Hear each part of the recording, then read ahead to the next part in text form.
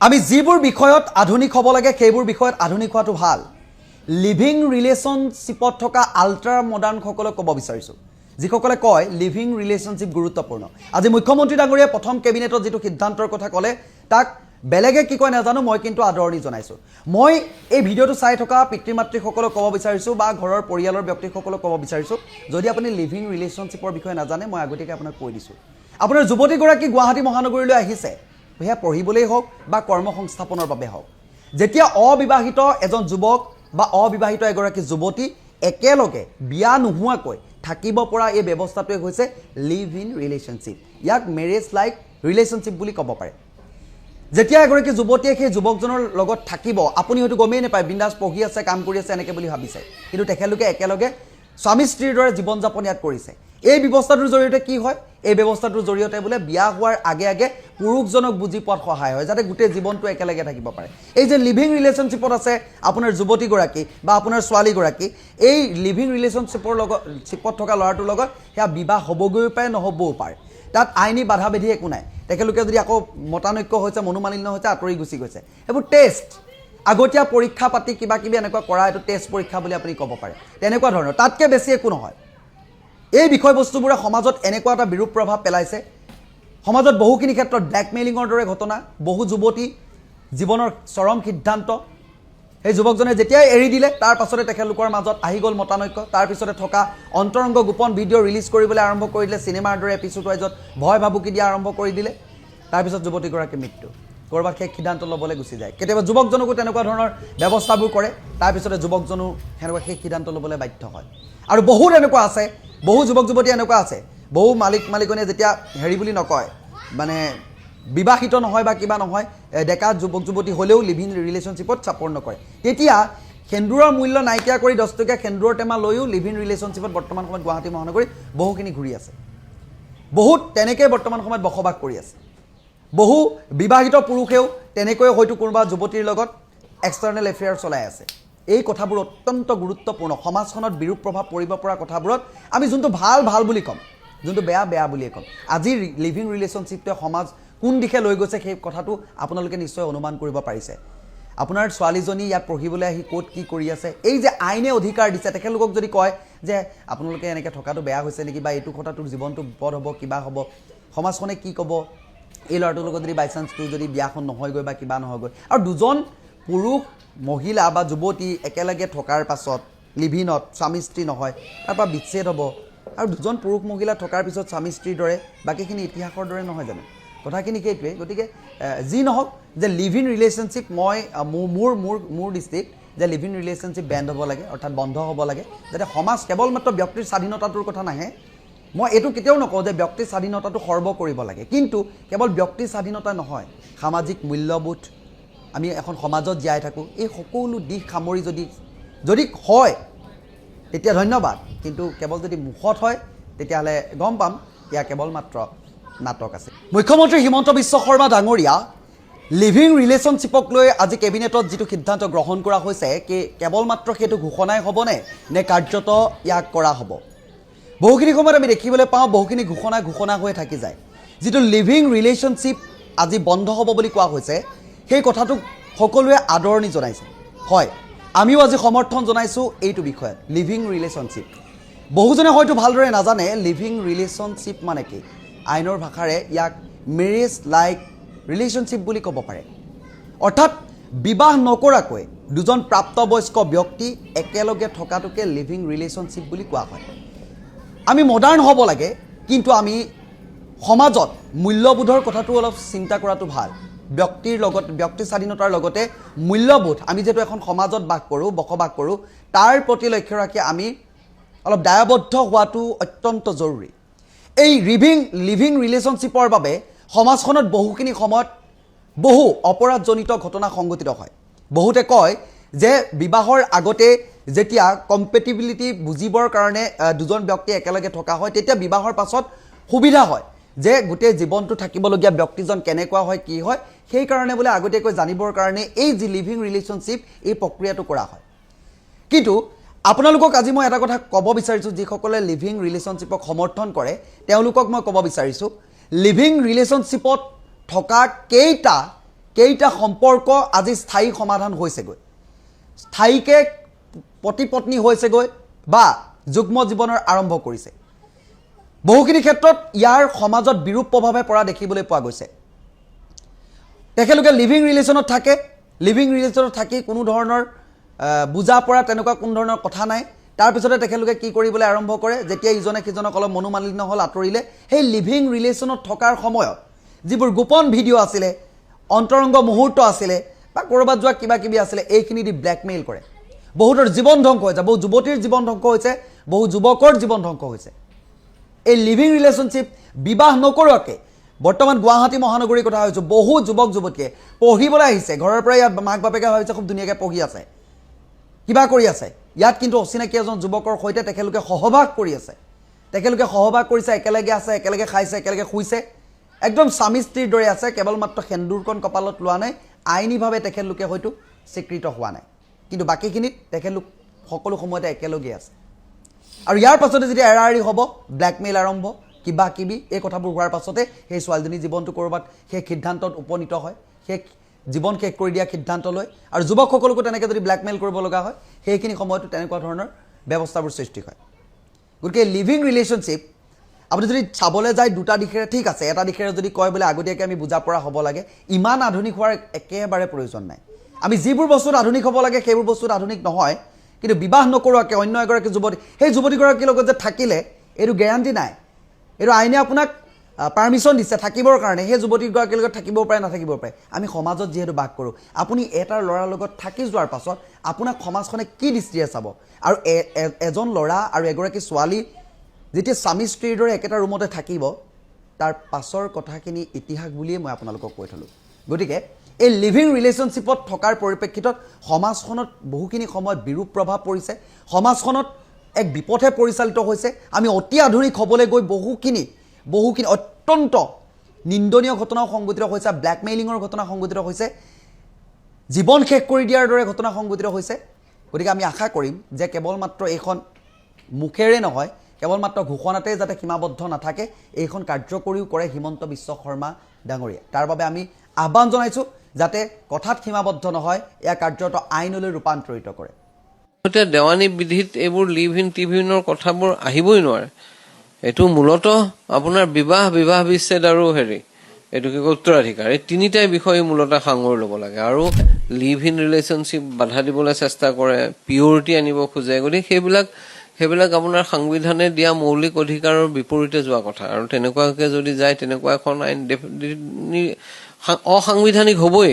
কাৰণ live in ৰিলেশ্যনশ্বিপটো কোন দুজন এডাল্টে কেনেকে থাকো এইটো ৰাইট টু প্ৰাইভেচি, ফাণ্ডামেণ্টেল ৰাইটৰ ভিতৰত এটা বস্তু। আৰ্টিকল 21 গোপনীয়তাৰ যি অধিকাৰ, মোৰ চইচৰ যিটো অধিকাৰ, মই কেনেকে থাকিম, কি খাম, কাৰ লগত থাকিম, এইবিলাকত কি ধৰণেৰে থাকিম, এইবিলাকত আপোনাৰ ৰাষ্ট্ৰই বাধা দিব নোৱাৰে, এইটো মৌলিক অধিকাৰ। এনেকুৱা ধৰণৰ ব্যৱস্থা যদি থাকে, তেতিয়াহ'লে মই ভাবোঁ যে সেইটো এটা হ'ব, সেইখন আইনত সেই প্ৰভিজনটো অন্ততঃ অসাংবিধানিক হ'ব। তেওঁলোকে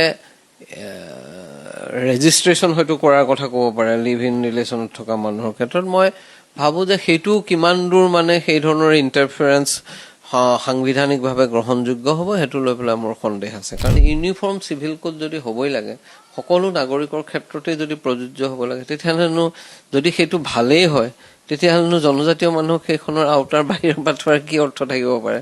কথাটো হ'ল সেইটোহে। যিটো কথা গুৰুত্বপূৰ্ণ যে এনেকুৱা ধৰণৰ আইন এখন যেতিয়া আনিবলৈ চেষ্টা কৰা হয়, তেতিয়াহ'লে সদায় এটা সহমতৰ ভিত্তিত কৰিবলৈ চেষ্টা কৰা ভাল। যে ভাৰতবৰ্ষত অটল বিহাৰী বাজপেয়ী চৰকাৰ যেতিয়া আছিল, তেতিয়াও এখন আনিব পাৰিলেহেঁতেন, কিন্তু তেতিয়া তেওঁলোকে অনা নাছিল। কাৰণ তেওঁলোকে সেই সহমত, যিটো এটা কনচেনচাছৰ মাজেৰে ৰাষ্ট্ৰক পৰিচালনা কৰাৰ যিটো এটা প্ৰক্ৰিয়া ভাৰতবৰ্ষত স্বাধীনতাৰ পিছৰ পৰা চলি আছে, অন্ততঃ গুৰুত্বপূৰ্ণ বিষয়ত সেইটোক মানি চলিছিল। চৰকাৰৰ দিনত সকলো কাম যিহেতুকে ৰাজনৈতিক উদ্দেশ্যত কৰা হয়, গতিকে তেওঁলোকে এইটো সহমতৰ কথাটো নাই। তেওঁলোকে এইটো এটা সম্প্ৰদায়ৰ বিৰুদ্ধে অনা এখন আইন হিচাপে দেখুৱাবলৈ চেষ্টা কৰি থাকিব। গতিকে কথাটো হ'ল, সমস্যাটো হ'ল তাত যে এইটো এটা সহমতৰ ভিত্তিত কৰিব খোজা চেষ্টা নহয়, ইয়াৰ আঁৰত কিছুমান ৰাজনৈতিক কাৰকে ক্ৰিয়া কৰিছে, আৰু যাক তেওঁলোকে ৰাজনৈতিক উদ্দেশ্যত ব্যৱহাৰ কৰাৰ চেষ্টা কৰিব পাৰে। সেই কালি ৰাজ্যিক কেবিনেটত এটা সিদ্ধান্ত লোৱা হৈছে যে আগন্তুক বিধানসভাৰ অধিৱেশনতে ইউ চি চিভিল উত্থাপন কৰা হ'ব আৰু বিষয়টো তাৰপিছতে খুব চৰ্চালৈ আহিছে। আচলতে ইউ চি চি কি হয়, তাত কি থাকিব পাৰে, অকণমান আমাৰ দৰ্শকৰ কাৰণে। চাওক, ইউনিফৰ্ম চিভিল কোড বা উমৈহতীয়া দেৱানী বিধি, এই কথাটো যোৱা সময়ছোৱাত খুবেই এটা বিতৰ্কিত বিষয় ৰূপে, বিতৰ্কিত ৰাজনৈতিক বিষয় হিচাপে পৰিগণিত হৈছে। উমৈহতীয়া দেৱানী বিধি বুলি যেতিয়া কোৱা হয়, তাৰমানে একে আষাৰে চালে লাগে যে আমাৰ আইন কানুনবিলাক উমৈহতীয়া নহয় নেকি, অৰ্থাৎ সকলো নাগৰিকৰ কাৰণে একেধৰণৰ আইন প্ৰযোজ্য নহয় নেকি, বিশেষকৈ যিবিলাক দেৱানী আইন আছে। কিন্তু আমি যিটো কথা বুজিব লাগিব যে উমৈহতীয়া দেৱানী বিধিৰ কথা যেতিয়া প্ৰসংগত আহে, তেতিয়া মূলতঃ কথাটো কি আছিল যে আপোনাৰ যেতিয়া ভাৰতবৰ্ষ স্বাধীনতা লাভ কৰিলে, নতুন সংবিধান প্ৰস্তুত কৰা হ'ল, এই সংবিধান প্ৰস্তুত কৰোঁতে এই উমৈহতীয়া দেৱানী বিধি সকলোৰে ক্ষেত্ৰত প্ৰযোজ্য হোৱাকৈ দেৱানী আইন, বিশেষকৈ যে সম্পত্তিৰ উত্তৰাধিকাৰ, বিবাহ আৰু বিবাহ বিচ্ছেদ, এই তিনিটা মূল বিষয়ক লৈ পেলাই যে এখন উমৈহতীয়া আইনৰ অধীনলৈ আহিব নে নাহে, এই বিষয়টো লৈ পেলাই সেইবিলাক এটা বিতৰ্ক হৈছিল।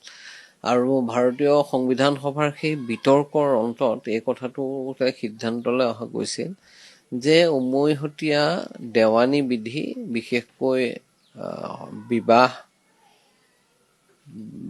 বিবাহ বিচ্ছেদ আৰু সম্পত্তিৰ উত্তৰাধিকাৰীৰ ক্ষেত্ৰত প্ৰযোজ্য নহ'ব, এতিয়াই প্ৰযোজ্য নহ'ব, আৰু তাক পৰ্যায়ক্ৰমে লাহে লাহে প্ৰযোজ্য কৰাৰ কথা ভবা হৈছিল। সেইকাৰণে আপোনালোকে যদি চাই দেখিব যে আৰ্টিকল 44 অনুচ্ছেদ 44 ভাৰতৰ সংবিধানত নিৰ্দেশাত্মক নীতিৰ এইটো এটা উদ্দেশ্য হিচাপে লোৱা হৈছে যে ভাৰতবৰ্ষত তেওঁলোকে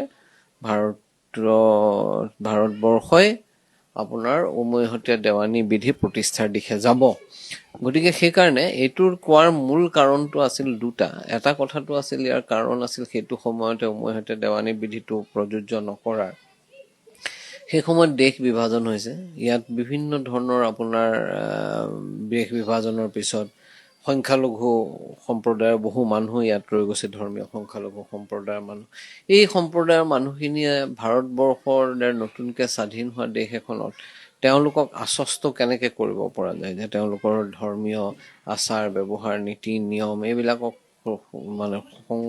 মানে প্ৰটেকশ্যন দিয়া হ'ব। গতিকে সেইকাৰণে সেইটো সময়ত এই কথাটো এটা সিদ্ধান্তলৈ অহা হৈছিল যে এইটো পৰ্যায়ক্ৰমে কৰা হ'ব, এতিয়াই কৰা নহয়। আৰু সেইকাৰণে আপুনি চাব যে ভাৰতত উমৈহতীয়া দেৱানী বিধিৰ যিটো কথা, সেই কথাটো এটা ইছ্যু বা বিষয় হিচাপে ৰৈ গৈছিল।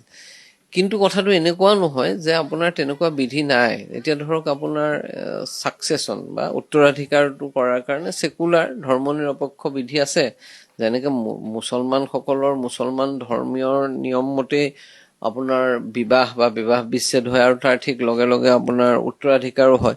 কিন্তু উত্তৰাধিকাৰৰ কাৰণে কোনোবাই যদি ইচ্ছা কৰি আহি পেলাই সোমাও বুলি ভাবে, সেই আইনৰ অধীনত নিজক অধীনস্থ কৰিব খোজে, তেতিয়াহ'লে ইণ্ডিয়ান ছাকচেছন এক্ট আছে, স্পেচিয়েল মেৰেজ এক্ট আছে। এইবিলাক হ'ল আপোনাৰ ছেকুলাৰ কোড, ধৰ্ম নিৰপেক্ষ কোড, ইয়াত ধৰ্মৰ কোনো কথা নাই। কিন্তু সেইটো সকলোৰে ক্ষেত্ৰত জোৰ কৰি প্ৰযোজ্য কৰিব নোৱাৰি, সেইটো ভলণ্টেৰিলি তেওঁলোকে যদি নিজেই ভাবে যে আমি এইটোৰ অধীনলৈ আহিব খোজোঁ, তেতিয়া পাৰে। গতিকে সেইকাৰণে কথাটো তেনেকুৱা নহয়। আৰু এটা কথা ইয়াত সেইটো সময়ত এই কথাটো কাৰণ আছিল, যিটো কাৰণত উমৈহতীয়া দেৱানী বিধিখন আপোনাৰ প্ৰয়োগ কৰিব খোজা হোৱা নাছিল, যে ইয়াত জনজাতীয় মানুহ আছে, জনজাতীয় মানুহে এক ধৰণৰ নিজস্ব বিবাহ বিচ্ছেদ বা আপোনাৰ উত্তৰাধিকাৰ তেওঁলোকৰো কিছুমান নিয়ম আছে, যিবোৰ জনজাতীয় মানুহক মানে আপোনাৰ হিন্দু ধৰ্মীয় মতে বা মুছলমান ধৰ্মৰ মতে বা খ্ৰীষ্টান ধৰ্মৰ মতে পৰিচালিত নহয়। গতিকে জনজাতীয় তেওঁলোকৰ কাষ্টমেৰী প্ৰেক্টিছ যিবিলাক হয়, গতিকে সেইকাৰণে এইবিলাক বহুত কথা চিন্তা কৰি সেই কামটো কৰা হোৱা নাছিল। আনকি যিবিলাক মুছলমান সদস্য আছিল সংবিধান সভাৰ, তেওঁলোকেও সেইটো সময়তে কথাটো কৈছিল যে এটা সময় নহয় এটা সময় তেনেকুৱা দেৱানী বিধি প্ৰয়োগ হ'বই।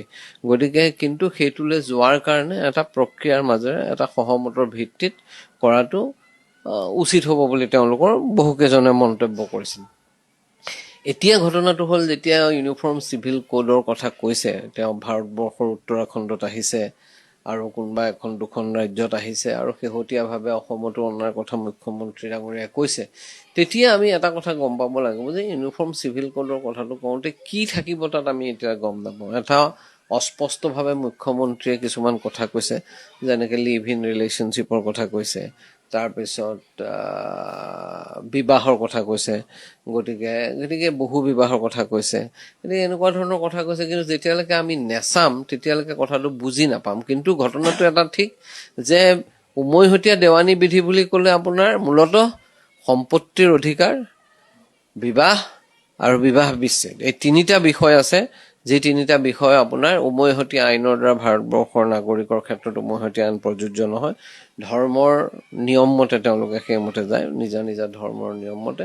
গতিকে মূলতঃ সেই তিনিটা বিষয় ইউনিফৰ্ম চিভিল কোডৰ, কাৰণ এতিয়া মাটি বাৰীটো আপোনাৰ দেৱানী আইন, মাটি বাৰী কাজিয়াৰ কাৰণে ধৰ্মৰ কোনো কথা নাই, তাত আইন বাকী যিবোৰ আইন আছে সেই আইনৰ দ্বাৰা প্ৰভাৱিত হ'ব। লেণ্ড ৰেভিনিউ ৰেগুলেশ্যন হওক, ট্ৰান্সফাৰ অফ প্ৰপাৰ্টি এক্ট হওক, কণ্ট্ৰেক্ট এক্ট হওক, গতিকে সেইবিলাকৰ ক্ষেত্ৰত নাই। এই তিনিটা বিষয় মূলতঃ, আৰু সেই তিনিটা বিষয়কে সন্নিৱস্ত কৰি মুখ্যমন্ত্ৰী বা অসম চৰকাৰে অনাৰ কথা হয়তো ভাবিছে। কথাটো কৈছে দেশত আৰু ক'ত ক'ত এই ধৰণৰ আইন গৃহীত হৈছে আৰু কি ধৰণে কাৰ্যকৰী হৈছে এই কথাটোত অকণমান চাওক, এইটো ইতিমধ্যে উত্তৰাখণ্ডত কাৰ্যকৰী কৰা হৈছে। মই যিমান দূৰ জানো কোনোবা উচ্চ ন্যায়ালয়ত সেইখনৰ প্ৰত্যাহ্বানো জনোৱা হৈছে, আৰু দুখন ৰাজ্যত হোৱা বুলি মই গম পাইছিলোঁ। ঠিক এতিয়া মই নামটো সেইটো ক'ব পৰা নাই, কিন্তু প্ৰযোজ্য হৈছে, তেওঁলোকে প্ৰযোজ্য কৰিছে। আৰু উত্তৰাখণ্ডৰ আইনত লিভ ইন ৰিলেশ্যনশ্বিপ সম্পৰ্কেও উল্লেখ আছে। গতিকে কিন্তু মূল কথাটো সেইটো নহয়। মূল কথাটো হ'ল যে আপোনাৰ ইউনিফৰ্ম চিভিল কোড বা উমৈহতীয়া দেৱানী বিধিক এইটো এটা হোৱাটো বেয়া কথা নহয়। উমৈহতীয়া দেৱানী বিধি সকলো নাগৰিকৰ কাৰণে একেধৰণৰ আইন, এইটো খুব এটা বেয়া কথা নহয়। কিন্তু ঘটনাটো হ'ল যে যিটো কথা গুৰুত্বপূৰ্ণ, যে এনেকুৱা ধৰণৰ আইন এখন যেতিয়া আনিবলৈ চেষ্টা কৰা হয় তেতিয়াহ'লে সদায় এটা সহমতৰ ভিত্তিত কৰিবলৈ চেষ্টা কৰা ভাল। সহমতটো গুৰুত্বপূৰ্ণ। আমাৰ দেশত যিবিলাক গুৰুত্বপূৰ্ণ পলিচি ডিচিশ্যন লোৱা হৈছে সেইবিলাক সদায় সহমতৰ ভিত্তিত লৈ অহা হৈছে। ৰাজনৈতিক কাৰণত সদায় সকলো সময়তে সকলো সিদ্ধান্ত ল'ব নালাগে। এতিয়া আপুনি যদি চাই যে ভাৰতবৰ্ষত অটল বিহাৰী বাজপেয়ী চৰকাৰ যেতিয়া আছিল তেতিয়াও এখন আনিব পাৰিলেহেঁতেন, কিন্তু তেতিয়া তেওঁলোকে অনা নাছিল। কাৰণ তেওঁলোকে সেই সহমত, যিটো এটা কনচেনচাছৰ মাজেৰে ৰাষ্ট্ৰক পৰিচালনা কৰাৰ যিটো এটা প্ৰক্ৰিয়া ভাৰতবৰ্ষত স্বাধীনতাৰ পিছৰ পৰা চলি আছে, অন্ততঃ গুৰুত্বপূৰ্ণ বিষয়ত সেইটোক মানি চলিছিল তেওঁলোকে। গতিকে সেই সহমতটো কৰি লৈ পেলাই এই কামটো কৰিলে ভাল আছিল, কিন্তু সেইটো নকৰি, কাৰণ এইখন চৰকাৰৰ দিনত সকলো কাম যিহেতুকে ৰাজনৈতিক উদ্দেশ্যত কৰা হয়, গতিকে তেওঁলোকে এইটো সহমতৰ কথাটো নাই। তেওঁলোকে এইটো এটা সম্প্ৰদায়ৰ বিৰুদ্ধে অনা মানে এখন আইন হিচাপে দেখুৱাবলৈ চেষ্টা কৰি থাকিব। গতিকে কথাটো হ'ল, সমস্যাটো হ'ল তাত। আৰু উত্তৰাখণ্ডতে হওক বা আপোনাৰ অন্য যিখন ৰাজ্য, অন্য ৰাজ্যতে হওক, গুজৰাটত বোধহয় আনিছে নেকি, গতিকে আনিছে, সেই সকলোতে যিবিলাকত আনিছে সেই সকলোবোৰৰ ক্ষেত্ৰত সেই একেটা কথাই প্ৰযোজ্য। আৰু 2 নম্বৰ যিটো কথাটো আহে যে ইউনিফৰ্ম চিভিল কোড যদি হ'বই লাগে, সকলো নাগৰিকৰ ক্ষেত্ৰতে যদি প্ৰযোজ্য হ'ব লাগে, তেতিয়াহ'লেনো যদি সেইটো ভালেই হয় তেতিয়াহ'লেনো জনজাতীয় মানুহক সেইখনৰ আওতাৰ বাহিৰৰ পৰা থোৱাৰ কি অৰ্থ থাকিব পাৰে? কথাটো হ'ল সেইটোহে। যেতিয়া ইউনিফৰ্ম চিভিল কোডৰ কথাটো সংবিধান সভাত আলোচনা হৈছিল তেতিয়া কথাটো কেৱল কাৰোবাক বাদ দি থোৱাৰ কাৰণে নহয়, কিন্তু নিৰ্দিষ্ট সময়ত মানুহৰ সামাজিক চেতনা, উন্নয়ন, এইবিলাকে যেতিয়া মানুহক আগুৱাই লৈ যাব তেতিয়া মানুহক এইটোৰ প্ৰয়োগ কৰাৰ কথাটো আচলতে উদ্দেশ্যটো আছিল। এতিয়া যদি এটা ভাল কথাই হয় ইউনিফৰ্ম চিভিল কোড, উমৈহতীয়া দেৱানী বিধি, তেতিয়াহ'লে আমি সেইটোৰ ভিতৰলৈ জনজাতীয় মানুহক অনাত আপত্তি কৰিব লগা কেতিয়া আছে? সেইটোকো আনিব লাগে। গতিকে সেই কথাবিলাকে কি কৰে যে সেই কথাবিলাকৰ দ্বাৰা প্ৰমাণিত হয় যে এইটো এটা সহমতৰ ভিত্তিত কৰিব খোজা চেষ্টা নহয়। ইয়াৰ আঁৰত কিছুমান ৰাজনৈতিক কাৰকে ক্ৰিয়া কৰিছে, আৰু যাক তেওঁলোকে ৰাজনৈতিক উদ্দেশ্যত ব্যৱহাৰ কৰাৰ চেষ্টা কৰিব পাৰে। সেই কথাটো ৰাষ্ট্ৰ পৰিচালনাৰ ক্ষেত্ৰত সকলো সময়তে সদায় এটা গ্ৰহণযোগ্য কথা হ'ব নোৱাৰে। কথাটো অহাৰ লগে লগে এটা অতি চৰ্চাৰ বিষয় হৈ পৰিছে লিভ ইন শ্বিপৰ কথাটো। তো এনেকুৱা ধৰণৰ হয়তো উচ্চতম ন্যায়ালয়ৰ কিছুমান ৰায় খুব সম্ভৱ আছে যে এই ধৰণৰ লিভিনত থকাৰ বা লিভিন শ্বিপত থকাৰ কোনো বাধা থাকিব নোৱাৰে। গতিকে এই আইনখনত যদি তেনেকুৱা ধৰণৰ যদি বাধ্যবাধকতা আহি পৰে, বা বাধ্যবাধকতা দিব নোৱাৰে আৰু মোৰ বোধহয় নিদিবও।